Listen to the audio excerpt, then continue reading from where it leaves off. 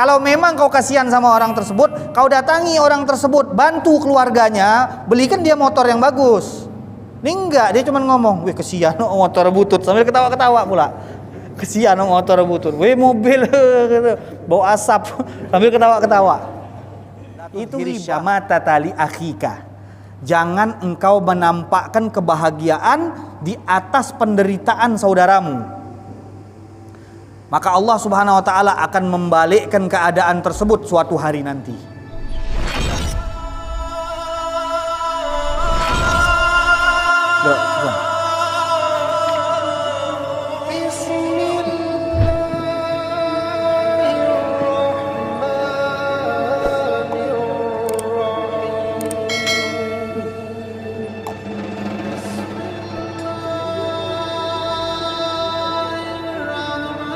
Halif,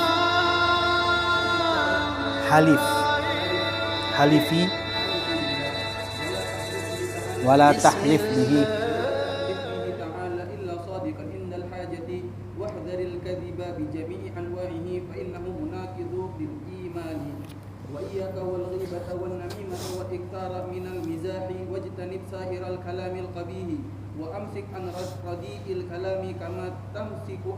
Tumsiku kama tumsiku an mudbiri wa tafakkar fi ma taqulu qabla an taqula fa in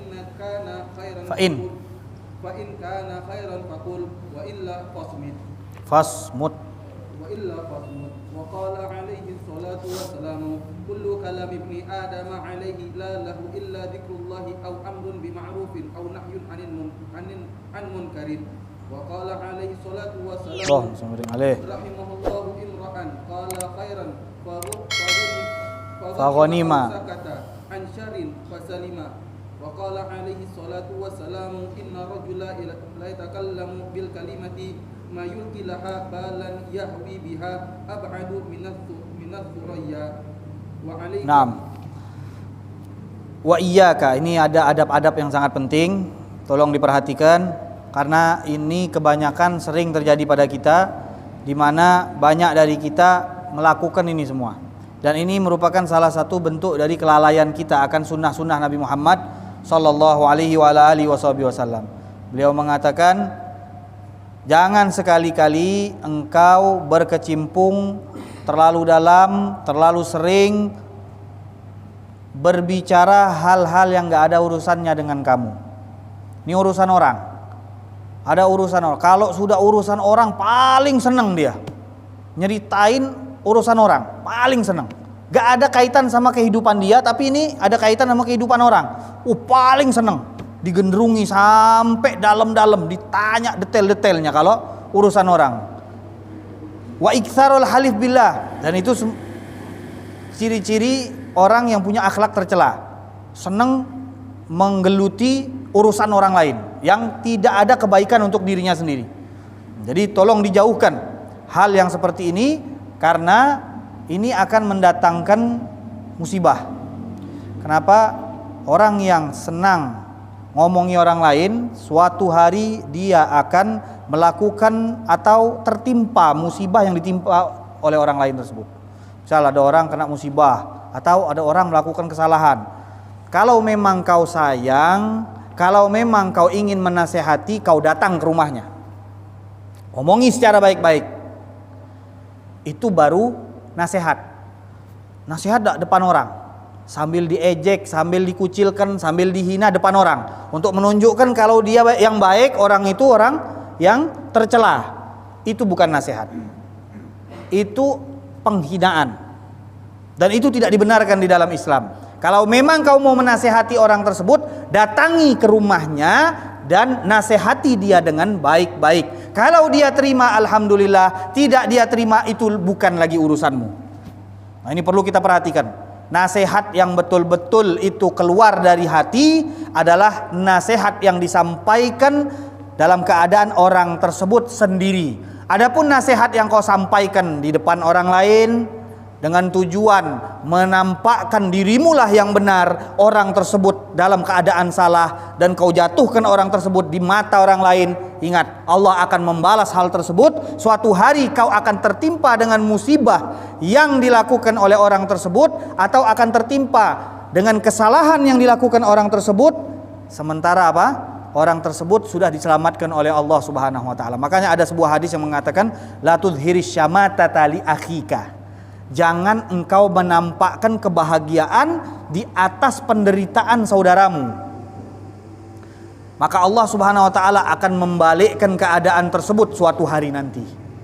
Jadi jangan sampai ini orang banyak lalai nih akan hal ini. Paling sering ada saudaranya lagi jatuh, saudaranya lagi tertimpa musibah, dia ketawa, dia senang. Ingat, hal yang menimpa dia tidak mustahil menimpa kita.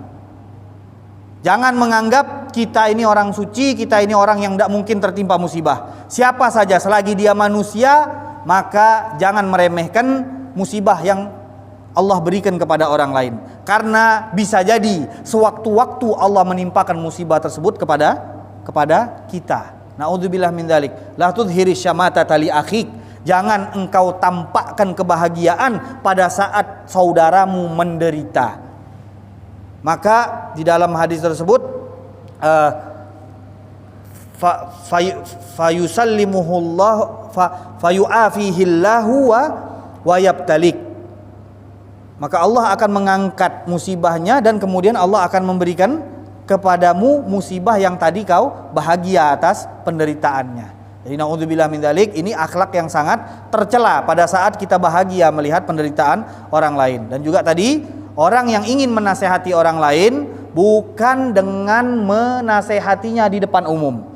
Karena pada saat kau menasehati orang lain di depan umum, itu bukan bentuk dari nasihat yang datang dari hati, tapi itu adalah bentuk penghinaan yang kau tujukan kepada orang yang ingin kau nasihati tadi, supaya dia semakin hina di hadapan orang lain. Kalau memang mau menasihati, datang ke rumahnya baik-baik, omongkan secara baik-baik, dia terima alhamdulillah, dia tidak terima itu urusan dia dengan Allah Subhanahu wa taala. Jadi kita hanya menyampaikan, tugas kita hanya menyampaikan. Wa innama alaikal balagh. Nabi pun dipesan oleh Allah Subhanahu wa taala, innama alaikal balagh. Ya Rasulullah, engkau tugasmu hanya menyampaikan. Pernah kita dengar riwayat Nabi narik-narik orang untuk melakukan kebaikan, atau Nabi melakukan sesuatu dengan cara pemaksaan? Tidak pernah. Enggak ada riwayat yang seperti ini.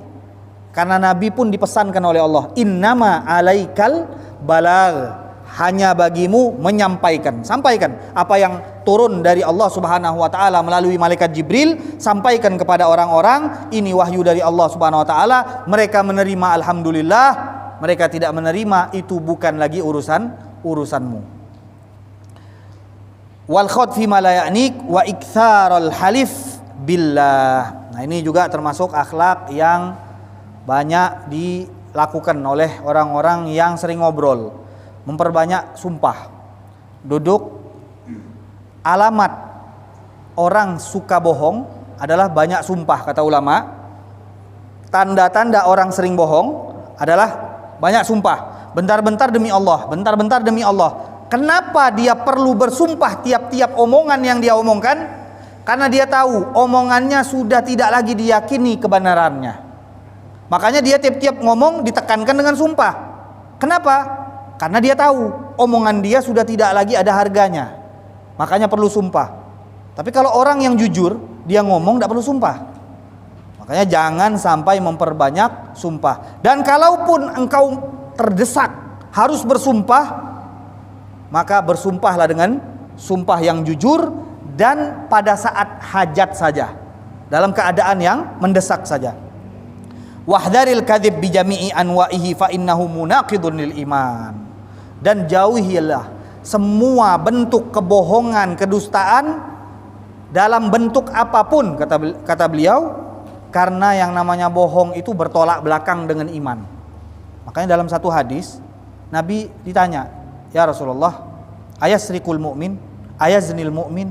Ya Rasulullah, apakah orang mukmin, orang yang beriman itu maling? Kata Nabi, ya ada. Orang yang beriman itu ada yang maling. Ya Rasulullah, apakah ada orang yang berzina, orang mukmin itu yang berzina? Kata Nabi, ya ada. Orang mukmin itu ada yang berzina. Artinya orang mukmin itu ada yang melakukan dosa besar. Tapi ketika Nabi ditanya, ya Rasulullah, ayakdzibul mu'min? Ya Rasulullah, apakah orang yang beriman itu berbohong? Kata Nabi, tidak.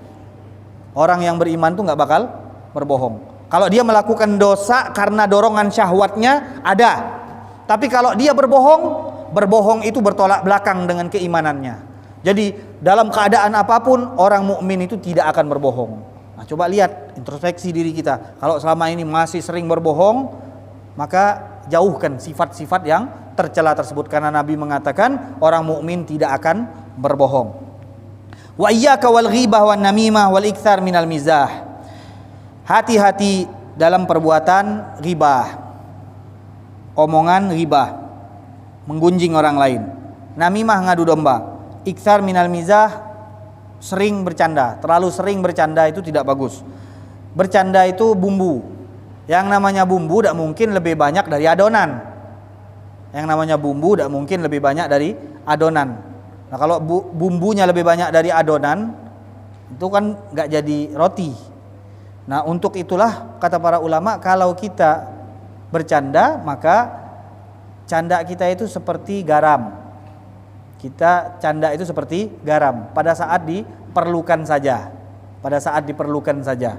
Karena kita bikin bolu, misalkan bolu yang manis, masa pakai garam? Nah, kan nggak pakai. Jadi pada saat diperlukan, masakan yang pakai garam baru pakai garam.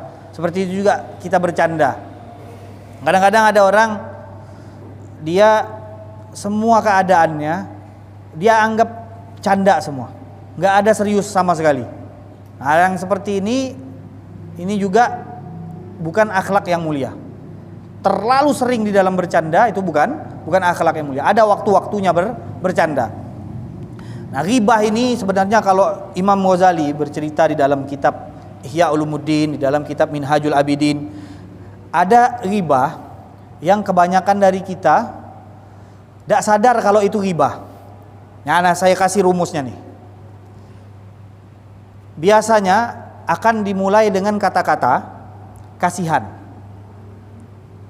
Padahal ini bentuk ghibah, tapi dimulai dengan kata-kata apa? Kasihan. Jadi dia gini nih. Weh, kasihan dia tuh. Duit habis. Bini lah lari. Wih, kesian gue nengok dia tuh. Ini ghibah ini. Ghibah ini. Ada lagi. Wih, kesian dia tuh. Bini ya jelek ke. Kesian gue nengok dia tuh. Jalan kemana-mana malu. Ini ghibah. Bahkan menghina motor. Wih, butut motor orang tuh. Kesian Kesian, bahasanya kesian. Tapi ini ghibah. Bahkan motor pun kau jelekkan, itu ghibah namanya, kata Imam Ghazali. Bayangkan, banyak nggak ucapan ini terucap dalam keseharian kita. Ini ghibah, bayangkan. Bagaimana kalau ada orang dia ghibah, nah biasanya dia ngeles. Jangan ghibah. Enggak, cuman cerita. Bukan ghibah, cuman cerita. Nah, ini nih. Dosa tidak diakui dosa itu jadi dosa kedua. Ketika ada dosa tidak diakui dia sebagai dosa, maka itu jadi dosa kedua. Kenapa? Karena mengingkari suatu dosa itu adalah dosa yang lainnya. Jadi jangan sampai kita melakukan, paling tidak kalau diingatkan sama orang, wah astagfirullah, langsung cepat-cepat kembali kepada Allah. Enggak, dia ngeles. Jangan ghibah. Enggak, bukan ghibah, cerita fakta. Ditambahin lagi cerita fakta. Ya, ghibah itu cerita fakta memang. Kalau kau cerita bohong jadi fitnah. Nah, itu bedanya ghibah sama fitnah. Nah, ini ghibah ini banyak di dalam contoh-contohnya. Nanti insya Allah akan kita bahas dengan detail bagaimana bentuk-bentuk ghibah. Tapi tadi di antara yang paling sering dilakukan oleh orang di mana-mana, ghibah yang dimulai dengan kasihan. Coba nanti ini habis ini nih, duduk ngumpul-ngumpul, nanti ada tuh kalimat itu keceplos, nanti ingat nanti. Oh iya, ternyata ini ghibah. Selama ini nggak sadar kita ngira ini benar-benar kasihan sama orang tersebut. Kalau memang kau kasihan sama orang tersebut, kau datangi orang tersebut, bantu keluarganya, belikan dia motor yang bagus. Ini enggak, dia cuma ngomong, wih kesian motor butut, sambil ketawa-ketawa pula. Kesian motor butut, wih mobil bau asap, sambil ketawa-ketawa. Itu ghibah, bukan kesian. Walaupun dia sambil nangis, kesian ya Allah. Ghibah itu, tetap ghibah. Insya Allah sambil nangis. Jadi itu termasuk ghibah yang populer, yang sering kita lakukan. Kata-kata yang dimulai dengan kasihan. Ente ingat nanti, ente duduk-duduk nanti kalau ente kesebut kasihan, nah ingat itu ghibah. Kemudian beliau mengatakan wajtanib sa'iral kalam al-qabih, hindarilah semua omongan-omongan yang jelek, wa amsik an radiil kalam kama tumsik an madmumihi wa tafakkar fi ma taqul qabla an taqul. Ini yang paling sering tidak kita lakukan. Pikirkan dulu apa yang mau kita omongkan itu sebelum dia terucap, karena kata-kata yang keluar dari kita ini ibarat anak panah. Kalau sudah dia meluncur, gak bisa lagi kita tarik. Oh tak bisa Sat, pasang tali Sat. Gak bisa, kalau sudah dia keluar, dia sudah keluar, gak bisa masuk lagi. Nah, jadi di sini omongan itu seharusnya pikirkan terlebih dahulu. Kalau saya ucapkan ini omongan, jadi pahala apa jadi dosa? Kalau saya ucapkan omongan ini kira-kira nyakitkan hati orang apa enggak nyakitkan hati orang? Kalau saya ucapkan ini kira-kira ini mendatangkan pahala apa mendatangkan dosa? Sebelum ngomong pikirkan ini dulu. Kalau bagus omongkan, tidak bagus diam sudah. Tidak usah ngomong. Man kana yu'minu billahi wal yawmil akhir falyaqul khairan aw liyasmut. Barang siapa yang mengaku beriman kepada Allah, beriman kepada hari akhir, maka hendaknya dia berbicara yang baik-baik saja. Dan kalau dia tidak mampu untuk berbicara yang baik, maka lebih baik diam. Fa in kana khairan faqul wa illa fasmut. Nah, apalagi mengada-ada di dalam agama. Lebih baik udah diam aja. Tidak usah berbicara terlalu dalam di dalam agama, sedangkan itu bukan ranahmu. Itu dapat membuat kita tergelincir di dalam lubang-lubang yang kita tidak sadar. Kita sudah memberikan satu hukum yang salah. Kalau kita bukan bidangnya, itu bukan keahlian kita, serahkan kepada keahliannya. Kalau memang itu keahlian kita, silakan kita berbicara. Bukan diam saja. Serahkan, tanya si fulan, seperti itu. Bagaimana para sahabat Nabi yang mereka nih yang ditanya itu orang sudah tahu. Orang kalau datang ke Madinah tahu siapa ulama-ulama dari kalangan sahabat. Bukan semua sahabat itu ulama. Maka bayangkan orang yang ketemu Nabi yang dapat kemuliaan melihat baginda Rasulullah SAW, tidak semuanya ulama. Yang terkenal di dalam fatwa dan keilmuan mereka tidak nyampe 100 orang. Bayangkan. Tidak sampai 100 orang yang dikenal dengan memberikan fatwa, tidak sampai 100 orang. Yang paling terkenal abadilah Abdullah bin Umar, Abdullah bin Amr bin As, Abdullah bin Abbas, Abdullah bin Zubair. Kemudian Sayyidina Umar bin Khattab terkenal dengan fatwanya. Imam Ali bin Abi Thalib karramallahu wajhah terkenal dengan fatwanya.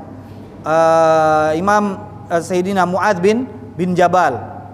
Kemudian Abdullah bin Mas'ud terkenal dengan keilmuannya. Ubay bin Ka'ab terkenal dengan hafalan Al-Qur'annya dan juga ilmunya. Tapi sebagian dari mereka yang lainnya tidak dikenal dengan ilmu. Sehingga pada saat ada permasalahan yang datang dari luar ditanyakan kepada para sahabat, maka apa yang dilakukan oleh sahabat? Coba tanya si fulan. Padahal dia ahli fatwa. Ahli fatwa dalam artian dalam sisi keilmuan dia sudah mumpuni, tapi mereka berhati-hati di dalam menjawab. Gak mau gengsi di dalam dibilang orang gak bisa itu, gak ada ini. Sahabat gak mau seperti itu. Biar dibilang orang gak tahu, gak masalah. Yang penting apa? Dia sudah hati-hati. Ditanya orang, dia bilang tanya si fulan. Tanya lagi, tanya si fulan. Tanya lagi sini, tanya si fulan, sampai muter balik lagi ke sini akhirnya. Baru dia jawab. Ngoper sampai seperti ini, baru dia jawab. Dan mereka tidak ada yang namanya gengsi, mengucapkan tidak tahu. Karena yang namanya manusia akan selalu mengetahui sesuatu dan tidak mengetahui sesuatu, sehebat apapun engkau, kecuali Nabi. Mereka dapat wahyu dari Allah Subhanahu wa taala. Dan untuk manusia-manusia yang lain, mereka pasti dalam level mengetahui sesuatu dan tidak mengetahui sesuatu. Makanya salah seorang sahabat pada saat dia berkhutbah, kalau tidak salah Imam Ali karramallahu wajhah, beliau berkhutbah ditanyakan sesuatu, kemudian dia tidak bisa menjawab. Maka ditegur oleh orang yang di bawah. Kalau nggak bisa jawab jangan berkhutbah. Dia bilang, "Hadza makanul ladzi ya'lamu syai'an wa yajhalu syai'an. Ammal ladzi ya'lamu kulla syai'in falaysa lahu makan." Kata Imam Ali karramallahu wajhah, ini justru tempat orang yang tahu sesuatu dan bodoh akan sesuatu. Adapun yang mengetahui segala sesuatu, maka dia tidak punya tempat. Jadi kata Imam Ali, ini adalah tempat orang yang mengetahui sesuatu dan bodoh akan sesuatu. Adapun yang mengetahui segala sesuatu, maka dia tidak punya tempat. Artinya apa? Allah Subhanahu wa ta'ala. Nah, tapi ini kadang-kadang jadikan orang dalil sebaliknya. Jadi kalau dia jadi ustadz nggak mau murojaah, dia jadikan ini dalil. Dia nggak mau nyari, dia nggak mau nyari. Nah, justru dia bilang ketika saya bilang nggak tahu ini menunjukkan kalau saya ini tahu. Jadi dia mau mengangkat dirinya lewat dalil ini. Sudah, ini terlalu rumit. Batal. Terlalu rumit, ini pembahasan terlalu rumit.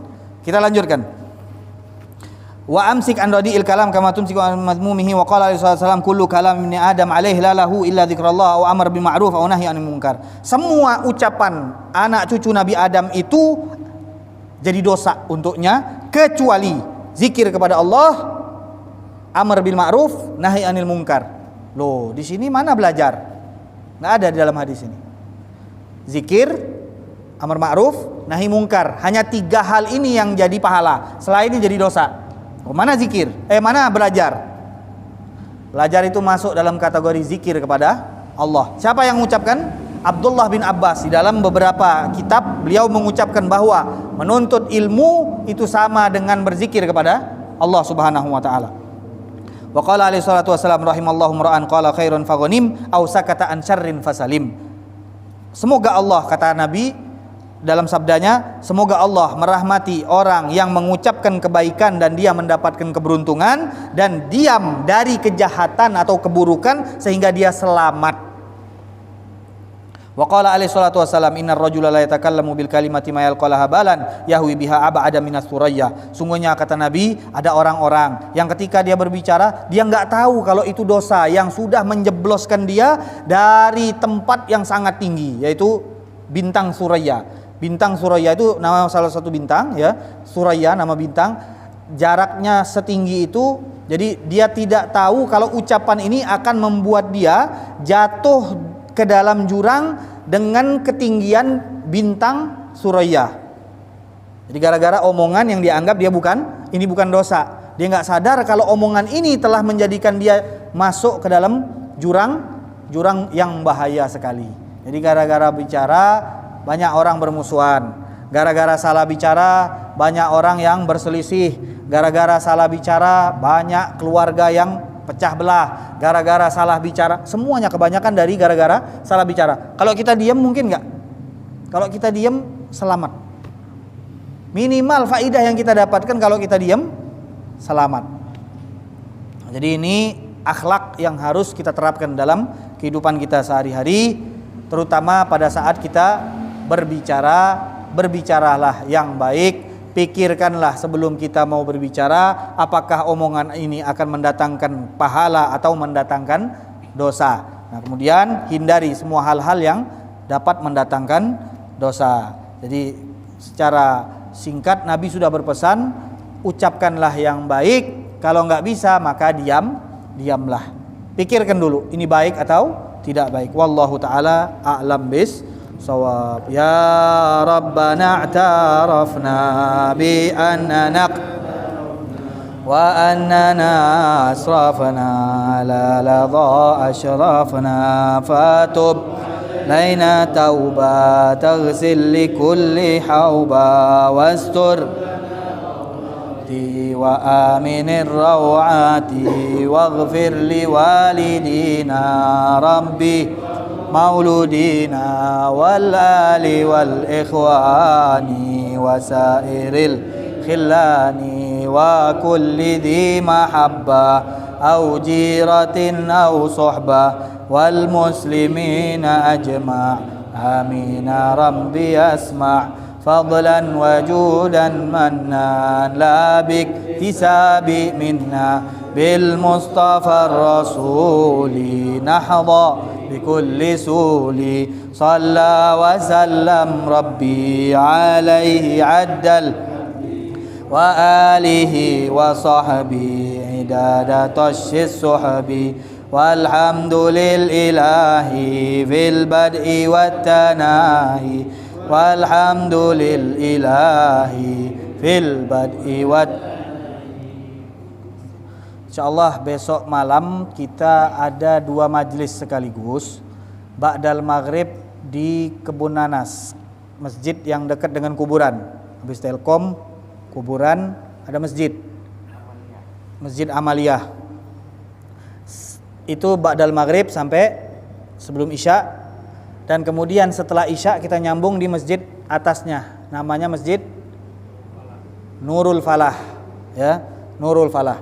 Insyaallah semuanya bisa meramaikan dan memakmurkan masjid-masjid tersebut agar supaya yang lain melihat kita datang ke situ, yang dari jauh-jauh datang ke masjid mereka, yang dekat-dekat akhirnya malu, sehingga tempat itu menjadi makmur dengan ilmu, makmur dengan majelis gara-gara kita datang ramai-ramai, dan itu mendatangkan pahala untuk kita semua. Mudah-mudahan semuanya bisa datang.